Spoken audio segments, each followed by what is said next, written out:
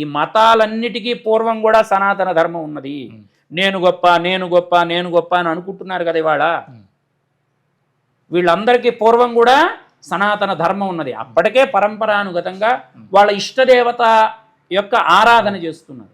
ఇదంతా ఎందుకు చెప్పాల్సి వచ్చింది అంటే ఈ రోజుల్లో జరుగుతున్నటువంటి విషయం. ఈ విషయాన్ని మన పెద్దవాళ్ళు మంత్రపుష్పంలో ఎలా నిక్షిప్తం చేశారయ్యా అంటే, పరమాత్మకి ఇన్ని పేర్లు లేవురా, పరమాత్మకు ఉన్నదే ఒక్క పేరే.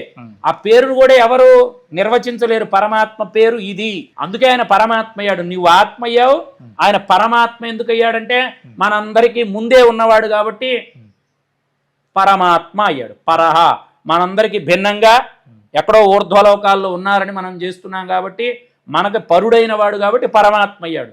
ఆ యొక్క టెర్మినాలజీలోనే ఉందండి. ఎప్పుడైతే మనకు టెర్మినాలజీ తెలీదో మనం అనుకుంటాం ఏదో బ్రహ్మ ఏదో గొప్ప శబ్దం అనుకుంటాం. అక్కడ పరమాత్మకి ఏం పేరు పెట్టారయ్యా వాళ్ళు అంటే తత్ అన్నారండి. తత్ అంటే అది. పరమాత్మ యొక్క స్వరూపాన్ని గురించి ఎవరు డిస్క్రైబ్ చేయలేకపోయారు. తత్ అన్నారంటే తద్ బ్రహ్మ, తద్ విష్ణు, తద్వాయు, తదాత్మ. చూడండి, ఇవేవీ లేకపోయినా మానవుడి జీవనం నడవదు.